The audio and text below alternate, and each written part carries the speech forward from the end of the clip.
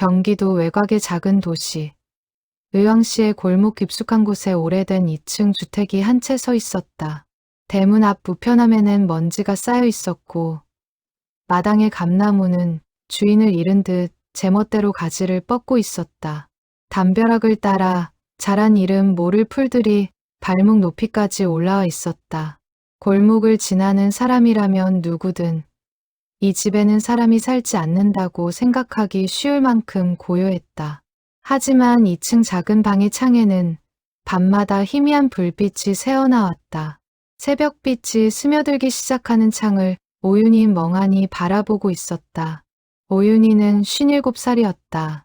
한때 유명 라디오 방송국의 작가로 20년 넘게 일했던 그녀는 2년 전 건강 문제로 모든 것을 내려놓고 남편의 고향집으로 내려왔다. 서울에서 내려올 때 가져온 짐은 생각보다 많지 않았다. 옷 몇 벌, 오래된 원고 노트들, 그리고 남편과 함께 찍은 사진 몇 장, 화려했던 방송국 생활, 수십 편의 기획안, 함께 일했던 동료들의 얼굴이 이제는 먼 나라 이야기처럼 느껴졌다. 남편 이재봉은 반년 전 심장마비로 세상을 떠났다. 겨울 아침 눈을 떠보니 옆자리가 차가웠다. 구급대원들이 왔지만 할 수 있는 것이 없었다. 이재봉은 병원에 도착하기도 전에 이미 세상을 떠나 있었다. 너무 갑작스러웠다. 아무런 준비도 없었다. 50년 가까운 생의 절반을 함께 보낸 사람이 하룻밤 사이에 사라진 것이었다. 그 이후 오윤희는 거의 집 밖을 나서지 않았다. 아들 둘은 서울과 부산에 각각 살고 있었다. 명절마다 찾아오겠다고 했지만 바쁜 사람들이었다. 밥은 먹고 있는지, 약은 챙기고 있는지 전화를 걸어도 짧은 대답만 돌아왔다. 집 안에서 그녀가 유일하게 좋아하는 것이 있었다. 남편 이재봉이 젊은 시절부터 아끼던 진공관 라디오였다. 갈색 가죽 케이스에 황동빛 다이얼, 모서리가 둥글게 달아있는 그 라디오는 거실 한쪽 선반 위에 놓여 있었다. 남편은 생전에 그 라디오로 새벽마다 클래식 음악을 들었다.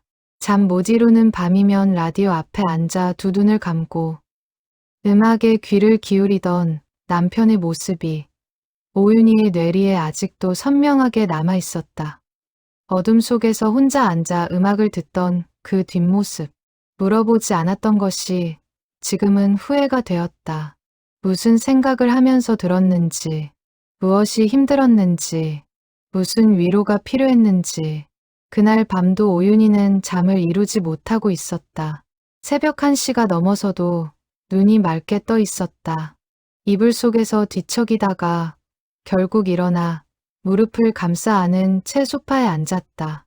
창밖에 가로등 불빛이 마당 감나무 가지 위에 떨어져 있었다. 조용한 밤이었다. 너무 조용해서 오히려 귀가 울렸다. 그녀는 문득 거실 선반 위에 라디오를 바라보았다. 남편이 떠난 뒤로 한 번도 켜지 않았던 라디오였다. 그녀는 천천히 일어나 라디오 앞에 섰다. 손가락 끝으로 먼지를 쓸었다. 황동빛 다이얼의 감촉이 손가락에 닿는 순간 이상하게도 눈시울이 뜨거워졌다. 남편이 이 다이얼을 돌리던 손을 생각했다. 두꺼운 손가락, 여기저기 굳은 살이 박힌 손. 그 손이 이제는 없었다. 그녀는 잠시 망설이다가 조심스럽게 전원 버튼을 눌렀다. 딸칵, 라디오가 깨어났다. 지지직 소리와 함께 주파수가 살아났다. 오윤희는 다이얼을 조심조심 돌렸다.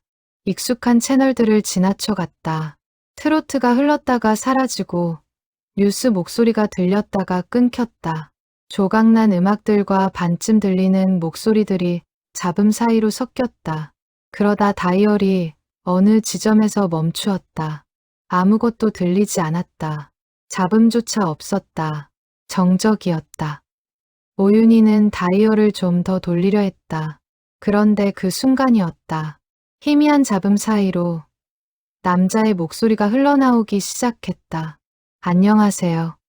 당신의 새벽 2시가 외롭지 않도록 오늘 밤도 함께 하겠습니다. 오윤희의 손이 멈추었다. 그 목소리는 낯설었다. 하지만 이상하게도 처음 듣는 목소리가 아닌 것처럼 느껴졌다. 깊고 따뜻하고 물처럼 조용히 스며드는 목소리였다. 방송국에서 일하며 수많은 목소리를 들어왔지만 이런 목소리는 드물었다. 기교가 없었다. 꾸미지 않았다. 그냥 말하는 것인데 어딘가 진심이 담겨 있었다.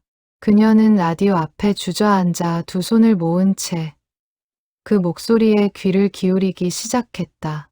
오늘 밤 당신은 무슨 생각을 하고 계신가요? 기억하기 싫은 얼굴을 떠올리고 있나요? 아니면 보고 싶어도 볼 수 없는 누군가를 그리고 있나요? 무엇이든 괜찮습니다. 이 시간만큼은 혼자가 아닌 거예요. 오윤희는 손으로 입을 가렸다. 눈물이 흐르고 있었다. 자신이 울고 있다는 것을 한참 후에야 알아차렸다. 언제부터 눈물이 흘렀는지 알 수 없었다. 라디오 속 목소리는 계속 이어졌다. 그것은 위로였다.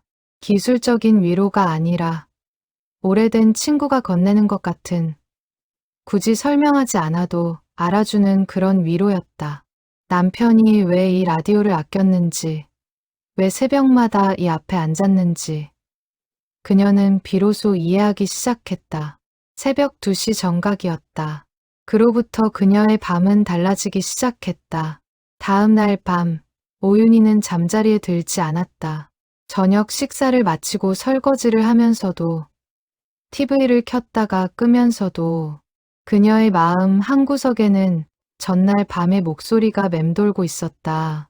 낯선 주파수, 낯선 목소리. 그런데도 이상하게 따뜻했던 그 새벽의 기억. 잠들기 전에 그 목소리를 다시 들을 수 있을지 확신할 수 없었다. 어쩌면 그것은 반쯤 잠든 상태에서 들은 환청이었을 수도 있었다. 하지만 그 가능성을 확인하고 싶었다. 자정이 지나자 오윤희는 거실로 나와 라디오를 켰다. 손이 약간 떨렸다. 전날과 같은 방식으로 다이얼을 돌렸다. 채널들이 지나가고 그녀의 손가락이 어제와 같은 지점에서 멈추었다. 잡음만 흘렀다. 시계를 보았다. 아직 1시 40분이었다. 그녀는 라디오 앞에 앉아 기다렸다. 방 안의 공기가 차가웠다. 무릎 위에 담요를 덮고 두 손을 모았다. 새벽 2시 정각. 그 목소리가 돌아왔다. 다시 오셨군요. 오윤희는 숨을 멈추었다. 그 말이 혹시 자신에게 하는 말인가 싶었다. 하지만 곧 이어지는 말을 들으며 그녀는 그것이 모든 청취자를 향한 오프닝 멘트임을 알아차렸다. 그럼에도 가슴이 두근거렸다.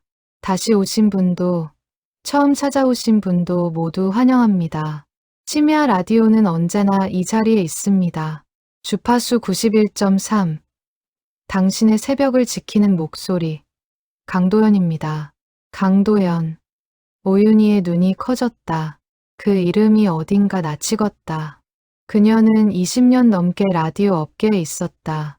수많은 DJ들의 이름과 목소리를 기억했다. 강도연, 강도연. 내 속 어딘가에서 서랍이 열리는 느낌이 들었다. 분명 들어본 이름이었다. 하지만 정확한 기억이 잡히지 않았다. 새벽빛이 스며들기 전까지 그녀는 라디오를 들으며 그 이름을 계속 되뇌었다. 다음 날 아침, 오윤희는 서재 구석에 쌓아둔 라디오 관련 자료들을 뒤지기 시작했다. 그 방은 남편 이재봉이 생전에 서재로 쓰던 공간이었다. 책장에는 오래된 방송 자료집과 프로그램 편람들이 빼곡하게 꽂혀 있었다. 이재봉은 무언가를 모으는 것을 좋아하는 사람이었다. 신문 스크랩, 방송 영감, 라디오 프로그램 책자들. 살아있을 때는 왜 이런 것들을 모으느냐고 핀잔을 주기도 했다. 이제는 그 습관이 고마웠다. 오윤희는 먼지를 털며 1990년대 초반의 방송 영감을 하나씩 꺼냈다. 두꺼운 책들이었다. 92년, 93년, 94년, 그리고 1994년 편람 안에서 그 이름을 발견했다. 강도연. 당시 나이 38. MBS 라디오 심야 프로그램 전담 DJ. 1988년부터 1994년까지 매일 밤 2시에 방송. 부드럽고 위로가 되는 목소리로 불면증 환자들과 야간 노동자들 사이에서 폭발적인 인기를 얻었다. 청취자들로부터 새벽의 선물이라 불렸다. 수없이 많은 팬레터와 청취자 사연이 몰렸으며 방송국 역대 심야 프로그램 중 가장 높은 청취율을 기록한 DJ로 이름을 올렸다. 그리고 작은 글씨로 덧붙여진 문장. 1994년 10월 17일 방송 중 심장마비로 돌연별세. 향년 38. 오윤희는 편람을 천천히 덮었다. 손이 떨렸다. 심장이 빠르게 뛰었다. 방 안의 공기가 달라진 것처럼 느껴졌다. 1994년에 세상을 떠난 사람의 목소리가 2024년의 새벽에도 라디오에서 흘러나오고 있었다. 그것도 생방송처럼, 살아있는 사람처럼. 날씨를 말하고, 계절을 말하고, 오늘 밤이라고 말하면서 잘못 들은 걸까? 동명이인일 수도 있어. 녹음된 자료를 방송하는 거겠지. 그녀는 스스로를 다독였다. 하지만 가슴 안쪽 어딘가에서 그 설명이 충분하지 않다는 것을 알고 있었다. 생방송처럼 반응하는 목소리, 현재의 날씨와 시간을 정확히 말하는 그 목소리를 단순한 녹음. 재방송으로는 설명할 수 없었다. 어젯밤 방송에서 그 목소리는 오늘 밤 기온이 내려갔다고 말했다. 실제로 어젯밤은 갑자기 쌀쌀해진 날이었다. 그날 밤 오윤희는 녹음기를 준비했다. 낡은 카세트 녹음기였다. 서재 한쪽 서랍에서 남편이 남겨둔 것을 찾아냈다. 라디오 옆에 놓고 마이크를 대었다.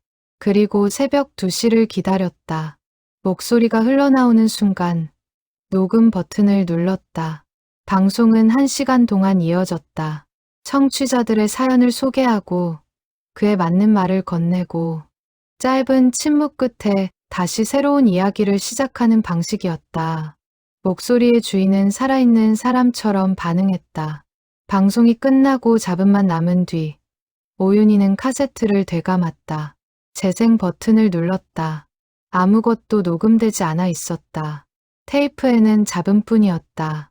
분명히 방송 내내 녹음 버튼을 누르고 있었다. 재생 표시등도 정상적으로 돌아갔다. 하지만 녹음된 것은 없었다. 오윤희는 테이프를 한참 바라보았다. 손이 조금씩 떨렸다. 두렵지 않았다. 다만 이 목소리가 보통의 방법으로는 잡히지 않는다는 것을 이제는 받아들여야 할 것 같았다. 오윤희는 잠을 줄였다.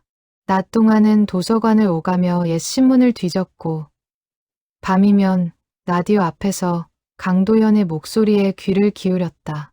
그렇게 일주일이 지났다. 아들들이 전화해도 짧게 대답하고 끊었다. 무엇에 그렇게 몰두해 있는지 자신도 정확히 설명할 수 없었다. 다만 오랫동안 정지해 있던 무언가가 다시 움직이기 시작한 것 같았다. 방송국에서 일하던 시절의 감각이었다. 무언가를 캐내고 싶은 욕구, 실체를 확인하고 싶은 마음. 도서관 마이크로필름 자료실에서 오윤희는 1994년 10월 18일자 신문을 찾아냈다.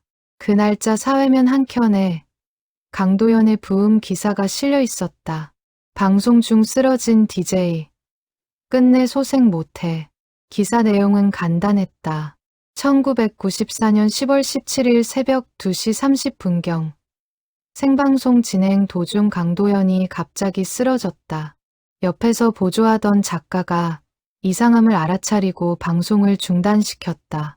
구급차가 출동했으나 심장마비로 인한 뇌손상으로 병원 도착 전 숨을 거두었다. 방송국 측은 당일 방송을 즉시 중단하고 기존 녹음본으로 대체했다. 강도연은 미혼이었고 유일한 육친으로 노모가 있었다. 장례는 조용히 치러졌으며 방송국 동료들과 팬들이 3일 내내 조문 행렬을 이루었다고 했다. 그리고 기사 말미에 한 동료, PD의 말이 짧게 인용되어 있었다. 강 씨는 숨지기 직전까지도 마이크를 놓지 않았습니다.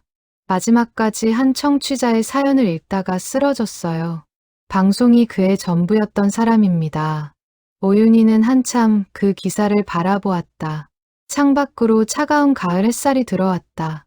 38배 나이에 마이크를 쥔 채로 청취자의 사연을 읽다가 쓰러진 사람. 그것이 그의 마지막이었다. 오윤희는 눈을 감았다. 어딘가 사무치는 것이 있었다. 일을 하다가 세상을 떠난 사람이었다. 하고 싶은 것이 아직 남아 있었던 사람이었다.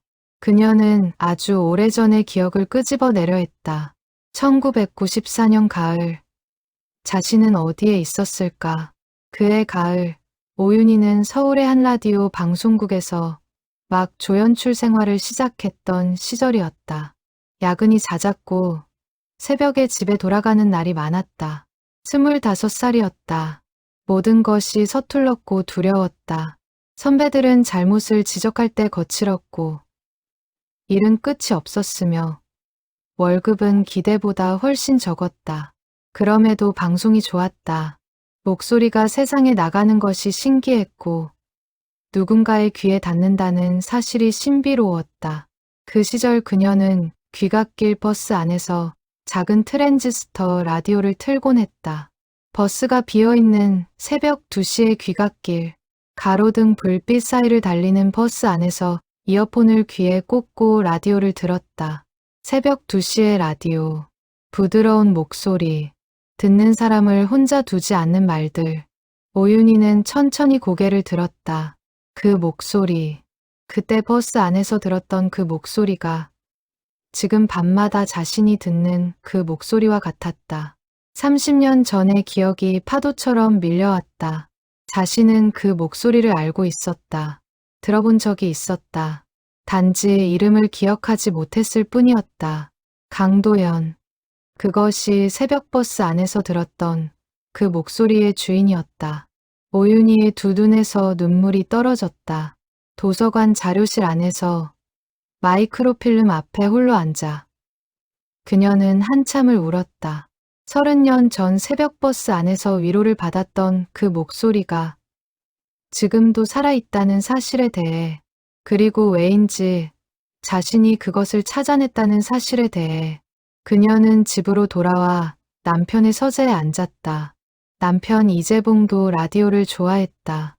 혹시 남편도 그 목소리를 들어봤을까? 그 낡은 진공관 라디오는 남편이 오래전부터 가지고 있던 것이었다. 남편의 고향집에 이사 올 때도 그 라디오를 직접 싸서 가져왔다. 오윤희는 라디오를 다시 살펴보았다. 황동빛 다이얼을 유심히 들여다보았더니 91.3 부분에 아주 작은 연필 자국이 남아 있었다. 가늘고 조심스러운 선. 남편의 필체 특성과 닮아 있었다. 남편 이재봉은 이 주파수를 알고 있었다. 그리고 아무 말도 하지 않았다. 오윤희는 라디오 아래를 들여다보았다. 바닥면에 작은 종이가 붙어 있었다. 남편의 손으로 쓴 짧은 메모였다. 언제 쓴 것인지 날짜가 없었다. 글씨는 고르지 않았지만 분명히 남편의 필체였다. 새벽 2시, 91.3. 강도연. 이 목소리를 들으면 혼자가 아닌 것 같다. 오윤희는 그 메모를 손에 쥐고 오래 앉아 있었다. 남편이 홀로 새벽마다 이 목소리를 들었을 것이다. 아무에게도 말하지 않고 그저 혼자 라디오 앞에 앉아 23년의 결혼 생활 동안 이 사실을 전혀 몰랐다. 남편도 외로웠던 것이다. 말하지 못하는 것들이 있었던 것이다.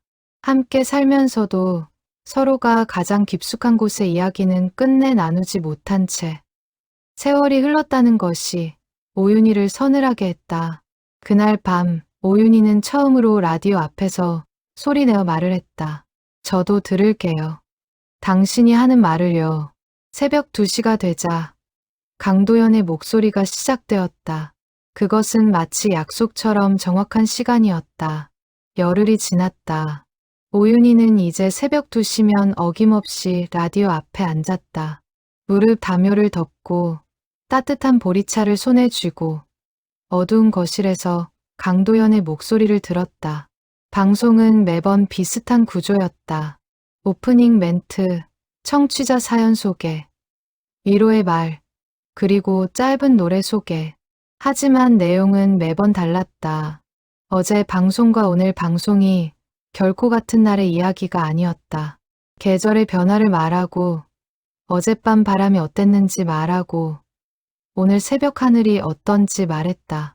녹음된 방송이라면 불가능한 일들이었다. 오윤희는 점점 익숙해졌다. 불안함이 사라진 자리에 기대감이 들어섰다. 새벽 2시가 되면 누군가와 약속이 있는 것 같은 기분이 들었다. 오래 알았던 사람의 목소리를 기다리는 것 같은 어느 날 밤이었다. 강도연은 나직이 입을 열었다. 오늘 사연을 보내주신 분이 계세요. 쉰이 넘어 홀로 남겨진 분이랍니다. 남편을 잃고 집 안에 혼자 앉아 있으면 공기 자체가 무겁게 느껴진다고 하시더군요. 라디오를 켜면 그 무게가 조금 가벼워진다고. 오윤희의 온몸에 소름이 돋았다. 사연을 보낸 적이 없었다. 어디로 보내야 하는지도 몰랐다. 그러나 그 내용은 지금 자신의 이야기였다. 정확하게 빠짐없이. 공기가 무겁다는 표현이 특히 그랬다. 남편이 떠난 뒤로 집 안의 공기가 달라진 것처럼 느껴졌다. 더 차갑고 더 무겁고 더 넓은 것처럼. 그것을 말로 표현해 본 적이 없었는데 강도연은 정확히 그 감각을 말하고 있었다. 홀로 남겨진다는 건 세상에서 가장 무거운 일 중 하나입니다. 특히 오랫동안 함께했던 사람을 떠나보낼 때는요. 그 무게가 단지 슬픔이 아니라 아직 해야 할 말을 다 못했다는 것에서 오는 경우가 많습니다. 오늘 이 방송을 듣고 계신 분, 당신이 아직 남긴 말이 있다면 천천히 꺼내셔도 됩니다. 저는 지금 여기 있으니까요. 오윤희는 눈을 감았다. 두 손이 떨렸다. 남편에게 미처 하지 못한 말들이 뭉쳐서 목구멍을 막는 것 같았다. 잘 지내라는 말, 수고했다는 말, 더 잘해줄 걸 그랬다는 말, 사랑한다는 말. 그 많은 말들이 20여 년의 결혼 생활 속에서 끝내 입 밖으로 나오지 못한 채 남아 있었다. 며칠 후, 오윤희는 조심스럽게 라디오 앞에서 말을 걸었다. 방송이 진행되는 도중이었다. 강도연이 잠시 말을 멈추었을 때, 정적이 흐르는 그 찰나, 저기요. 스스로도 어이없다고 생각했다. 라디오 방송은 일방향이다. 말을 해도 들리지 않는다. 마이크도 없고 통신수단도 없다. 하지만 그날 정적이 흐르는 대신 강도연의 목소리가 되돌아왔다. 네, 듣고 있습니다. 오윤희는 라디오를 한참 바라보았다. 심장이 세게 뛰었다. 목소리는 다시 이어졌다. 무슨 말이든 해도 됩니다. 이 새벽은 당신의 것이니까요. 그날 이후 오윤희는 라디오 앞에서 이야기를 나누었다. 처음에는 혼자 중얼거리듯 말했다. 남편 이재봉 이야기, 결혼 초기의 서툰 날들, 좋았던 시절의 기억, 그리고 그가 갑자기 떠나던 날 아침. 강도연은 언제나 적당한 순간에 응답했다. 단정 짓지 않고, 가르치려 하지 않고, 그저 곁에 있어 주는 방식으로. 많이 그리우세요? 네. 근데 가끔은 그리운 건지 화가 나는 건지 모르겠어요. 왜 아무 말도 없이 갔느냐고. 더 이야기할 것이 있었는데. 당연한 감정입니다. 남은 사람은 언제나 하지 못한 말 때문에 힘들어요. 그 말을 다 하지 못한 게 자신의 탓인 것 같아서 더욱. 오윤희는 가만히 앉아 있었다. 어떻게 그런 걸 알아요? 저도 남긴 말이 있었거든요. 마지막 방송이 될 줄 알았다면 더 하고 싶은 말이 많았어요. 어느 날 오윤희는 물었다. 당신은 왜 아직도 여기 있는 건가요? 강도연은 잠시 침묵한 뒤 말했다. 아직 해야 할 일이 남아 있어서요. 어떤 일이요? 혼자인 사람들 곁에 있어 주는 일이요.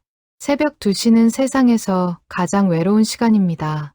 그 시간에 곁에 있어 줄 사람이 필요하더군요. 오윤희는 무릎 위에 놓인 두 손을 내려다보았다. 남편의 손을 마지막으로 잡았던 것이 언제였는지 기억조차 하기 어려웠다. 일이 바빠서, 피곤해서 나중에 하면 되니까 그렇게 미루다가 끝이 왔다. 저는 라디오 작가였어요. 오래전에 당신처럼 방송하는 사람들을 위해 대본을 쓰는 일을 했어요. 그러셨군요. 방송이 얼마나 많은 사람들에게 닿는지를 늘 생각했어요. 그런데 정작 제 이야기는 한 번도 방송으로 내보낸 적이 없었어요. 항상 다른 사람 이야기만. 강도연은 부드럽게 말했다. 지금 하고 계시잖아요. 이 새벽에 저한테. 오윤희는 눈물을 닦으며 조용히 웃었다. 그것은 오랜만의 웃음이었다. 남편이 떠난 뒤 처음으로 진심으로 웃은 것 같았다. 라디오 앞에 새벽 거실에서 죽은 사람의 목소리와 이야기를 나누며 이상하고도 따뜻한 밤이었다. 오윤희가 91.3 주파수의 심야 방송을 듣기 시작한 지 3주가 지났다. 어느 날 낮, 그녀는 오래된 지인에게 전화를 걸었다. 과거 같은 방송국에서 일했던 선배 PD 정인철이었다. 일은 가까운 나이에도 방송 관련 자료를 수집하는 것이 취미인 그였다. 퇴직 후 경기도 어딘가에서 조용히 지낸다는 것은 알고 있었다. 연락을 끊은 지 5년이 넘었다. 전화번호가 바뀌지 않았기를 바라며 번호를 눌렀다. 2번 만에 연결되었다. 오 작가, 살아 있었어요? 정인철의 목소리는 여전히 걸걸하고 정겨웠다. 오윤희는 인사를 나누다가 조심스럽게 본론을 꺼냈다. 강도연이요? 아, 알죠. 제가 그때 같은 방송국에 있었으니까. MBS 라디오 전설 같은 사람이었어요. 근데 그분 1994년에 돌아가셨잖아요. 왜요? 오윤희는 잠시 망설이다가 솔직하게 털어놓았다. 라디오에서 들리는 목소리, 주파수 91.3, 매일 새벽 2시. 정인철은 한동안 침묵했다. 오윤희는 그가 황당하게 여길 것이라 예상했다. 하지만 정인철은 낮고 신중한 목소리로 말했다. 사실은요, 윤희 씨, 그 주파수, 저도 알아요. 오윤희의 심장이 내려앉았다. 언제부터요? 20년 됐어요. 아내 암 진단받고 처음 혼자 집에 남겨진 새벽에 채널을 돌리다가 우연히 찾았어요. 처음에는 제가 잘못 안 거라고 생각했지. 강도연 씨 목소리를 잊을 수가 없는 사람이라서 제가 착각하는 거라고. 그런데 3달 내내 매일 밤 그 목소리가 들리더라고요. 아내가 회복하고 나서부터는 더 이상 주파수가 잡히지 않았어요.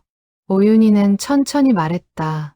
그러면 당신이 혼자였던 시간에만 그런 것 같아요. 근데 이게 무서운 게 아니라 이상하게도 무섭지가 않더라고요. 그 목소리는 해를 끼치려는 게 아니에요. 그냥 있어 주는 거야. 딱 그것만. 나는 그 목소리 덕분에 아내 병간호하는 동안 버텼어요. 오윤희는 전화를 끊고 오래 생각했다. 정인철만이 아닐 것이었다. 이 세상 어딘가에 새벽 2시에 홀로 앉아 그 목소리를 듣고 버텨낸 사람들이 있을 것이었다. 이름 모를 수많은 사람들이 강도연이 살아있을 때 그랬던 것처럼 죽은 뒤에도 그 일을 계속하고 있었다. 그날 저녁 서재에 앉아 오윤희는 한 가지를 이해할 수 없었다. 왜 자신인가? 그녀는 강도연과 아무런 관계가 없었다. 단지 30년 전 새벽버스 안에서 우연히 그 방송을 들었을 뿐이었다. 정인철처럼 가족이 중병에 걸린 것도 아니었다. 단지 남편을 잃었을 뿐이고 외로웠을 뿐이었다. 그녀는 라디오 앞에서 다시 물었다. 왜 저한테 들리는 건가요? 나는 당신과 아무 인연이 없는 사람인데. 강도연은 잠시 뜸을 들이다가 대답했다. 오래전에 당신은 저한테 편지를 보냈어요. 오윤희는 기억을 더듬었다. 1994년 새벽버스, 라디오, 그리고 엽서. 그 시절 라디오 방송에서는 종종 청취자 엽서를 모집했다. 오윤희도 딱 한 번 청취자 엽서를 보낸 적이 있었다. 막 방송국에 취직해서 설레고 힘들던 그 시절에 새벽 귀갓길 버스 안에서 강도연의 목소리를 들으며 용기를 얻었다고, 고맙다고 그 한 장의 엽서가 생각났다. 흔들리는 버스 안에서 무릎 위에 노트를 올려놓고 연필로 꾹꾹 눌러 쓴 그 엽서. 기억하세요? 기억합니다. 방송국 신입이라고 했던 분, 서툴고 두렵지만 해보겠다고 했던 분. 그때 저는 그 엽서를 읽으면서 생각했어요. 이 사람은 잘 될 거다. 꼭 응원하고 싶다. 그런데 그날이 제 마지막 방송이었어요. 오윤희는 두 손으로 얼굴을 감쌌다. 30년 전에 자신이 무심코 보낸 엽서 한 장이 이 세상 어딘가에서 여전히 살아있었다. 그 엽서를 받아든 손의 기억, 읽다가 쓰러진 그 순간의 기억이 지금도 이렇게 남아있었다. 오윤희는 아들 이준호에게 전화를 걸었다. 부산에 사는 둘째 아들이었다. 40이 갓 되었고 아내와 두 아이를 키우며 바쁘게 살고 있었다. 어머니의 목소리가 달라졌다는 것을 준호도 느꼈다. 뭔가 생기가 돌아온 것 같다고 조심스럽게 말했다. 엄마 괜찮아요? 밥은 먹고? 먹어. 걱정 마. 목소리가 좀 다른 것 같아서요. 좋은 방향으로 다른 거야. 준호는 잠시 침묵하다가 말했다. 아버지 기일이 2달 후에요. 그때 내려갈게요. 형도 같이. 오윤희는 조용히 말했다. 그래. 와라. 근데 준호야. 아버지가 생전에 새벽마다 라디오 들었던 거 알았어? 몰랐는데요. 무슨 라디오요? 낡은 진공관 라디오 있잖아. 거실 선반에. 거기서 심야 프로그램 듣곤 했대. 그 라디오 다이얼에 표시해 놓았더라고. 주파수 번호를. 준호는 놀란 듯 말했다. 몰랐어요. 아버지가 그런 얘기를 한 번도 안 하셔서. 그래, 나도 몰랐어. 전화를 끊고 오윤희는 생각했다. 이재봉은 왜 아무 말도 하지 않았을까? 그 목소리를 혼자 간직했던 것인지, 어쩌면 남편도 누군가에게 말하기 어려운 외로움을 가지고 있었던 것인지, 23년을 함께 살면서도 서로가 가장 깊숙한 곳의 이야기를 끝내야 하지 못한 채 살았다는 것이 오윤희를 오래도록 서늘하게 했다. 부부가 오래 살면 서로를 다 안다고들 한다. 하지만 사람의 내면은 함께 사는 세월로만 알 수 있는 것이 아니었다. 이재봉도 새벽마다 무언가를 안고 혼자 앉아 있었다. 그리고 그것을 끝내 말하지 않았다. 그날 밤 라디오 방송에서 강도연은 청취자의 사연 하나를 소개했다. 돌아가신 남편의 일기를 발견했습니다. 거기에 저한테 하고 싶었던 말들이 가득 적혀 있었어요. 왜 살아생전에 그 말들을 못했는지 모르겠습니다. 저도 그에게 하고 싶은 말이 있었는데. 강도연은 잠시 멈추었다가 말했다. 살아있는 동안 우리는 생각보다 많은 말을 삼킵니다. 때로는 상처를 줄까봐, 때로는 부끄러워서, 때로는 그냥 타이밍을 놓쳐서. 하지만 그 말들이 사라지지는 않아요. 말하지 않은 사람의 마음속에도 남고 듣지 못한 사람의 어딘가에도 남습니다. 삶이 끝난 뒤에도. 오윤희는 그 말을 들으면서 남편이 라디오 아래에 적어놓은 메모를 떠올렸다. 이 목소리를 들으면 혼자가 아닌 것 같다. 남편이 새벽마다 이 목소리를 들었던 것은 어쩌면 아내에게도 자식들에게도 하지 못한 말들을 이 고요한 새벽에 풀어놓으려 했기 때문일지도 몰랐다. 들어주는 사람이 필요했던 것이다. 판단하지 않고 그냥 들어주는 목소리가. 오윤희는 결심했다. 남편의 서재를 다시 열어보았다. 이재봉이 남긴 물건들을 하나씩 살펴보았다.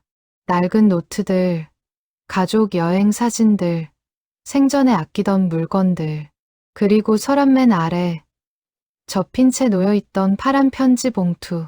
봉투에는 받는 사람 이름 없이 단지 여보에게라고만 쓰여 있었다. 봉투를 열자 빼곡한 글씨가 나타났다. 남편의 필체였다. 언제 쓴 것인지 날짜가 없었다. 종이가 조금 누렇게 변해 있었다. 오래전에 쓴 것인지도 몰랐다. 그러나 내용을 읽어 내려가는 동안 오윤희의 두 눈에서 눈물이 멈추지 않았다. 편지에는 23년의 결혼 생활 동안 하지 못했던 말들이 가득 적혀 있었다. 처음 결혼하던 해의 서툰 이야기, 아이들이 어릴 때 자신이 얼마나 부족한 아버지였는지, 당신이 방송국 일로 야근할 때 아이들 재울 줄 몰라서 쩔쩔맸던 것, 그리고 그럼에도 묵묵히 버텨준 당신에게 늘 고마웠다는 것, 미안했던 날들, 감사했던 순간들, 그리고 마지막으로 남기고 싶었던 한마디. 당신 덕분에 괜찮은 사람으로 살았소. 오윤희는 남편의 편지를 읽은 밤, 오래도록 서재에 앉아 있었다. 울다가 웃다가 다시 울었다. 창밖에 바람이 불었다. 감나무 가지가 흔들렸다. 방 안에 불을 켜지 않아 어두웠지만 달빛이 창으로 들어와 편지 위에 희미하게 내려앉아 있었다. 그녀는 한참 만에 편지를 조심스럽게 다시 접어 봉투에 넣었다. 그리고 봉투를 가슴에 꽉 쥐었다. 당신 덕분에 괜찮은 사람으로 살았소. 그 문장이 가슴 안에서 파문처럼 번져 나갔다. 23년. 그 세월 동안 두 사람은 서로에게 많은 말을 했다. 아침 식탁의 대화, 아이들 걱정, 집 안살림 이야기, 여행 계획. 하지만 가장 필요했던 말, 가장 깊은 곳에 닿는 말은 끝내 살아있는 동안 하지 못했다. 그리고 이재봉은 그 말을 편지에 남겨두고 먼저 갔다. 오윤희가 찾아줄 것을 믿고. 오윤희는 그날 밤 새벽 2시까지 기다렸다가 라디오를 켰다. 강도연의 목소리가 시작되었다. 안녕하세요. 새벽 2시입니다. 오늘 밤은 특별히 제가 사연 하나를 먼저 꺼내보려 합니다. 오래된 사연입니다. 30년 전의 일이에요. 오윤희는 등을 고추세웠다. 강도연이 자신에 대해 이야기하는 것은 처음이었다. 항상 청취자 이야기를 했고 자신의 이야기는 하지 않았다. 1994년 가을, 저는 방송을 하다가 갑자기 쓰러졌습니다. 그날 밤에도 청취자의 사연을 읽고 있었어요. 편지를 마저 다 읽지 못했습니다. 그 일이 오랫동안 마음에 걸렸어요. 마지막에 읽다가 멈춘 편지가 있었거든요. 그 편지를 다 읽어주지 못한 것이 20년이 지나도 마음에 걸렸습니다. 오윤희는 두 손을 모았다. 그날 읽다가 멈춘 편지는 어떤 젊은 여성이 보내온 것이었어요. 방송국에 새로 들어온 신입이라고 했고 밤늦게 일하다 새벽 버스를 타고 귀가하는 길에 제 방송을 듣는다고 했어요. 힘들고 외롭지만 당신의 목소리 덕분에 버틸 수 있다고. 그 편지를 읽다가 저는 쓰러졌습니다. 오윤희의 눈에서 눈물이 흘렀다. 뺨을 타고 내려오는 눈물이 따뜻했다. 새벽 2시의 거실이 고요했다. 편지에는 아직 읽지 못한 마지막 문장이 있었어요. 그것을 끝내 읽지 못한 게 20년 넘게 마음에 걸렸습니다. 언젠가 그 편지를 보낸 분을 만나게 된다면 그 마지막 문장을 읽어드리고 싶었어요. 그 사람이 잘 지내고 있는지 알고 싶었어요. 잡음이 살짝 섞였다가 다시 맑아졌다. 강도연의 목소리는 계속되었다. 오늘 밤 그 편지를 보낸 분이 듣고 계신 것 같습니다. 제 말을 들으실 수 있다면 이 말을 하고 싶었습니다. 고요가 흘렀다. 강도연의 목소리는 잠시 멈추었다가 천천히 이어졌다. 편지의 마지막 문장은 이것이었습니다. 언젠가 저도 당신처럼 힘든 사람의 곁에 있어 주는 일을 하고 싶습니다. 고맙습니다. 오윤희는 기억했다. 30년 전 새벽 버스 안에서 손이 떨리며 엽서를 썼던 그 밤. 무릎 위에 노트를 올려놓고 연필로 꾹꾹 눌러 쓴 그 마지막 문장. 자신이 정말 썼던 말이었다. 그것이 지금까지 라디오 속 어딘가에 남아 있었다. 오윤희 씨. 강도연이 그녀의 이름을 불렀다. 처음으로. 당신은 그 말대로 살았나요? 오윤희는 한참을 생각했다. 20년 넘게 라디오 방송을 만든 사람.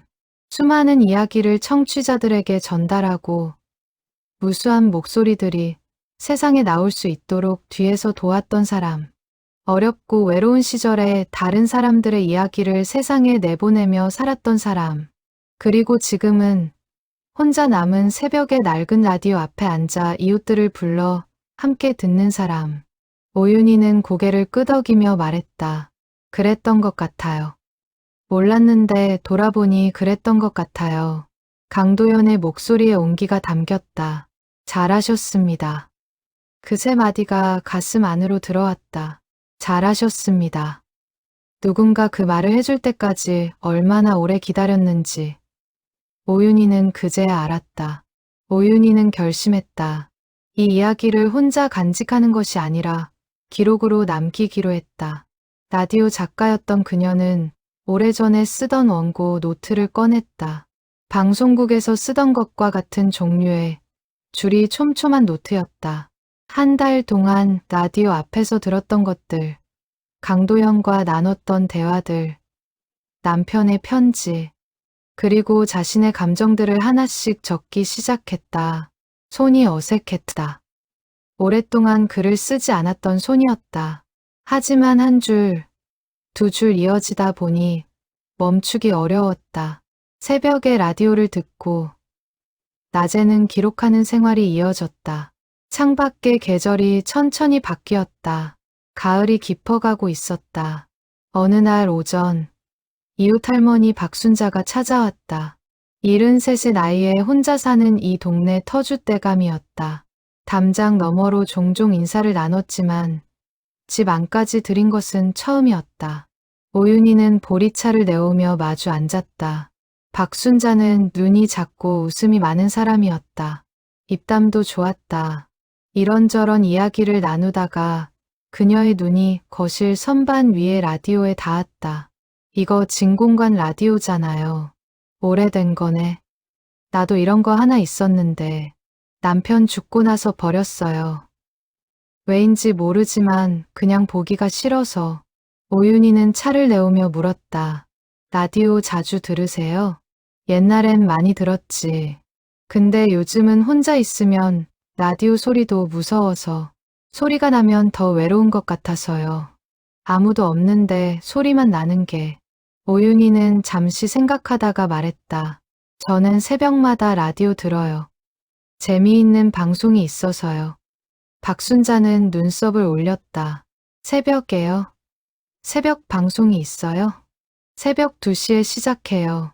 목소리가 참 좋은 DJ인데 들어보실래요? 그날 밤 박순자는 오윤희의 거실에서 함께 앉아 새벽 2시를 기다렸다. 두 사람은 보리차를 마시며 조용히 앉아 있었다. 오윤희는 혹시 오늘 밤은 방송이 들리지 않을 수도 있다는 생각에 내심 불안했다. 처음 들었을 때 혼자였는데 옆에 사람이 있으면 안 들릴 수도 있지 않을까. 새벽 2시 정각, 강도연의 목소리가 시작되었다. 안녕하세요. 오늘 밤은 특별히 두 분이 함께 들어주시는 것 같습니다. 박순자가 오윤희를 바라보았다. 두 사람의 눈이 마주쳤다. 오윤희는 작게 고개를 끄덕였다. 외로움은 혼자 앉아있을 때만 오는 게 아닙니다. 바쁜 시장 한복판에서도 가족들 사이에서도 찾아오지요. 하지만 외로움이 찾아올 때 곁에 누군가 있다면 그 무게는 절반이 됩니다. 오늘 밤 함께 있어 주는 사람이 곁에 있다면 그걸로 충분합니다. 박순자는 손수건을 꺼내 눈을 닦았다. 눈물인지 감기 탓인지 확인할 것도 없었다. 오윤희는 조용히 그녀의 손을 잡았다. 두 손이 맞닿는 순간 두 사람 모두 더 이상 아무 말이 필요 없었다. 방송은 1시간 동안 이어졌다. 두 사람은 말없이 나란히 앉아 목소리를 들었다. 강도연은 외로운 새벽을 홀로 보내는 사람들을 위해 먼 기억 속의 위로를 꺼내 전했다. 그것은 단순한 라디오 방송이 아니었다. 살아있는 사람과 세상을 떠난 사람이 밤을 가운데 두고 연결되는 시간이었다. 기억과 현재가, 그리움과 위로가 한자리에서 만나는 시간이었다. 방송이 끝나고 잡음만 남았을 때 박순자가 말했다. 이런 방송이 있는 줄 몰랐어요. 저도 1달 전에 알았어요. 내일 밤에도 들을 수 있어요? 오윤희는 고개를 끄덕였다. 매일 밤이에요. 박순자는 잠시 생각하다가 말했다. 그럼 내가 이웃 할머니 1명 더 데려와도 될까요? 혼자 사는데 밤마다 무서워하는 사람이 있어서. 같은 동네 할머니인데 낮에 봐도 얼굴이 하도 어두워서 걱정이 됐거든요. 오윤희는 환하게 웃었다. 물론이죠. 그날 밤 돌아가는 박순자의 뒷모습을 보면서 오윤희는 생각했다. 강도연은 새벽 2시에 외로운 사람들을 위해 거기 있었다. 살아서도 죽어서도. 그리고 지금 오윤희는 조금씩 그 역할을 이어받고 있는지도 몰랐다. 11월의 첫날 오윤희는 무언가 달라졌다는 것을 느꼈다. 아침부터 가슴 한켠이 묵직했다. 설명할 수 없는 무게감이었다. 마당에 나가 감나무를 바라보았다. 가지에 마지막 남은 감 2개가 차가운 바람에 흔들리고 있었다. 그것이 왜인지 마지막 인사처럼 보였다. 오윤희는 자신이 느끼는 감각을 무시하려 했지만 하루 종일 그 묵직함이 사라지지 않았다. 박순자와 그녀의 이웃 윤말분. 세 사람은 어느새 새벽 라디오를 함께 듣는 것이 습관이 되었다. 오윤희의 거실에 작은 모임이 생긴 셈이었다. 보리차와 군고구마를 나누고 가끔 낮에 있었던 소소한 이야기를 나누다가 2시가 되면 라디오 앞에 조용히 앉았다. 말이 없어도 어색하지 않은 사이가 되었다. 그날 밤 윤말분이 말했다. 저는 이 방송이 무섭지가 않아요. 죽은 사람 목소리라는데 이상하지요? 박순자가 고개를 저었다. 무서울 게 뭐가 있어요. 우리 남편도 죽었는데 윤희 씨 남편도. 무서운 건 죽음이 아니라 그 다음이지. 혼자 남겨지는 거. 오윤희는 조용히 덧붙였다. 무서운 게 아니에요. 그 사람은 해를 끼치러 온 게 아니니까.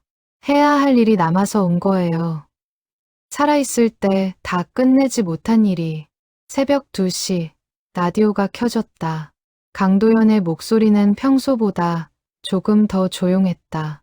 그리고 처음부터 무언가 다른 분위기를 풍겼다. 서두르지 않았다. 한마디 한마디가 천천히 그리고 선명하게 들려왔다. 안녕하세요. 오늘 밤이 이 방송의 마지막 밤입니다. 세 사람이 동시에 고개를 들었다. 박순자가 오윤희의 팔을 잡았다. 오랫동안 여기 있었습니다. 처음에는 잠깐이면 될 줄 알았어요. 미처 전하지 못한 말 몇 마디만 하고 가면 된다고. 그런데 어쩌다 보니 20년이 넘었습니다. 그동안 참 많은 분들이 이 새벽에 함께해 주셨어요. 아픈 가족을 곁에서 지키던 분, 아무도 모르는 슬픔을 안고 있던 분, 세상이 무겁게만 느껴지던 분, 모두 각자의 새벽 2시를 안고 여기 오셨어요. 오윤희의 눈물이 흘렀다. 새벽 2시는 세상에서 가장 조용하고 가장 솔직한 시간입니다. 그 시간에 라디오를 켜는 사람은 무언가를 기다리는 사람입니다. 대단한 것이 아니라 그냥 누군가 들어주길 바라는 마음. 저도 그 마음을 알았기 때문에 이 자리에 남아 있었습니다. 윤말분이 눈물을 닦으며 말했다. 가지 말라고 하면 안 되겠지? 박순자가 작게 웃으며 말했다. 할 일을 다 하고 가시는 거잖아요. 우리 영감도 그래야 했는데. 강도연의 목소리는 계속 이어졌다. 오늘 밤 저는 몇 분에게 마지막으로 드리고 싶은 말이 있습니다. 가장 먼저 이 방송을 찾아준 오윤희 씨에게 오윤희는 두 손을 꽉 쥐었다. 30년 전 엽서를 보내준 것 잊지 않았습니다. 그 마지막 문장. 힘든 사람의 곁에 있어 주는 일을 하고 싶다는 그 말. 당신은 그 말대로 살았습니다. 라디오 작가로, 아내로, 어머니로. 그리고 지금은 낡은 라디오 앞에서 이웃들과 함께 새벽을 나누는 사람으로. 당신이 한 그 일이 헛되지 않았습니다. 고맙습니다. 오윤희는 소리를 죽이며 울었다. 이재봉 씨에게도 전합니다. 오랫동안 이 방송을 들어주셔서 고마웠습니다. 낡은 라디오를 아껴주시고 주파수를 기억해 두셔서요. 덕분에 그분이 떠난 뒤 부인이 이 방송을 찾을 수 있었습니다. 당신도 누군가에게 말 못한 것이 있었겠지요. 지금쯤은 다 말할 수 있을 거예요. 목소리가 잠시 멈추었다. 거실의 고요가 깊어졌다. 그리고 지금 이 새벽에 라디오 앞에 앉아 계신 모든 분들, 당신이 지금 이 시간에 여기 있다는 것은 무언가를 아직 끝내지 않았다는 뜻입니다. 괜찮습니다. 끝내지 않아도 됩니다. 살아있는 한 언제든지 시작할 수 있으니까요. 방송이 끝날 때까지 세 사람은 아무 말도 하지 않았다. 라디오 속에서 마지막 정적이 흐르는 동안 거실의 공기는 따뜻했다. 밖에는 바람이 불었지만 세 사람이 앉아있는 그 공간만은 바람이 없는 것 같았다. 그날 이후 주파수 91.3에서는 더 이상 강도연의 목소리가 들리지 않았다. 새벽 2시에 라디오를 켜면 잡음뿐이었다. 오윤희는 며칠 동안 그 주파수를 맞춰보았다. 하지만 목소리는 돌아오지 않았다. 잡음만 흘렀다. 아무것도 없는 주파수. 슬펐다. 하지만 이상하게도 허무하지는 않았다. 마지막 방송이 그것으로 완결된 것이었다. 끝을 내고 간 것이었다. 강도연이 말했던 대로 해야 할 일을 다 마치고 비로소 떠난 것이었다. 30년 넘게 머물렀던 자리를 이제는 비워두었다. 오윤희는 기록하던 노트를 정리했다. 2달 동안의 기록이었다. 강도연의 말들, 남편의 편지, 박순자와 윤말분의 이야기, 그리고 자신의 생각들. 처음에는 단순한 기록이었지만 어느 순간부터 하나의 이야기가 되어가고 있었다. 라디오 작가였던 시절의 감각이 살아났다. 이것을 더 많은 사람들에게 전할 수 있을 것 같다는 생각이 들었다. 형식을 갖추어 들을 수 있는 방식으로. 첫눈이 내리던 날 아침, 서울에서 큰아들 이호준이 내려왔다. 동생 준호와 함께였다. 두 아들은 거실에 앉아 어머니가 내어준 보리차를 받아들었다. 한참 만에 마주 앉은 얼굴들이었다. 서울에서 볼 때와 달리 고향집에서 보는 아이들의 얼굴은 더 어려 보였다. 두 아들도 벌써 40이 넘었는데 이호준이 거실을 둘러보다가 선반 위에 라디오를 바라보았다. 아버지 라디오 아직 있네요. 오윤희는 고개를 끄덕였다. 버릴 수 없어서. 준호가 라디오 앞에 가서 다이얼을 살며시 만졌다. 엄마가 이 라디오 많이 들으셨어요? 많이 들었어. 덕분에 많이 나아졌어. 이호준이 물었다. 무슨 방송이요? 오윤희는 잠시 생각하다가 말했다. 심야 방송. 목소리가 참 좋은 DJ였는데 이제 없어졌어. 하지만 덕분에 많이 고마운 시간이었어. 두 아들은 서로 눈을 마주쳤다. 무슨 뜻인지 완전히 이해하지는 못했지만 어머니의 얼굴이 달라졌다는 것은 알 수 있었다. 작년 이맘때의 어머니와 지금의 어머니는 같은 사람이지만 무언가가 달랐다. 눈빛이 살아있었다. 말투에 힘이 있었다. 무언가를 붙들고 있는 것 같은 안도감이 느껴졌다. 점심을 함께 먹고 아버지 이재봉의 사진 앞에서 셋이 조용히 앉았다. 오윤희는 아들들에게 남편의 편지를 보여주었다. 두 아들이 편지를 읽는 동안 거실에 긴 침묵이 흘렀다. 이호준의 눈이 붉어졌다. 준호는 무릎 위에 편지를 내려놓고 눈을 감았다. 한참 후 준호가 조용히 말했다.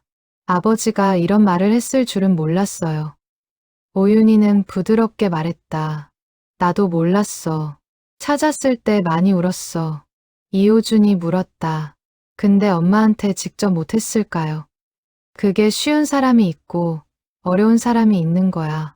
아버지는 그게 어려운 사람이었어. 그래도 결국 썼잖아. 언젠가 찾아줄 거라는 믿음이 있었던 거지. 이호준이 편지를 다시 펼쳐 마지막 문장을 읽었다. 목소리가 작게 떨렸다. 당신 덕분에 괜찮은 사람으로 살았소. 거실이 조용해졌다. 창밖으로 눈이 내렸다.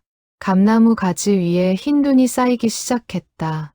세 사람은 오래도록 그 자리에 앉아 이야기했다. 아버지 이재봉의 이야기, 어릴 때의 기억, 그리고 앞으로의 이야기. 밤이 깊어도 자리를 뜨지 않았다. 그날 밤, 아들들이 잠든 후 오윤희는 혼자 거실에 나왔다. 라디오 앞에 섰다. 전원을 켰다. 다이얼을 91.3에 맞추었다. 잡음. 예상대로 목소리는 없었다. 그녀는 오랫동안 그 자리에 서 있었다. 잘 가셨어요. 그녀가 낮게 말했다. 덕분에 저도 이제 괜찮을 것 같아요. 남은 할 일이 생겼어요. 잡음 사이로 무언가 들린 것 같기도 했다. 아주 희미하게, 따뜻하게. 하지만 그것이 정말 목소리였는지, 바람 소리였는지, 아니면 그저 그리움이 만들어낸 환청이었는지는 알 수 없었다. 오윤희는 라디오 전원을 껐다. 그리고 미소를 지으며 방으로 돌아갔다. 새벽 2시의 거실에 낡은 진공관 라디오만이 조용히 남아 있었다. 황동빛 다이얼 위로 가로등 불빛이 은은하게 스며들었다. 다이얼의 91.3 둥금 위에는 남편 이재봉이 남긴 연필 자국이 아직 그대로였다. 지워지지 않고 사라지지 않고 그것은 마치 오래된 작별 인사처럼 부드럽고 따뜻하게 빛나고 있었다. 어딘가 먼 곳에서 새벽이 천천히 밝아오고 있었다. 세상에서 가장 외로운 시간이 지나고 이제 아침이 오고 있었다. 그리고 그 아침을 향해 오윤희는 조용히 걸어가고 있었다.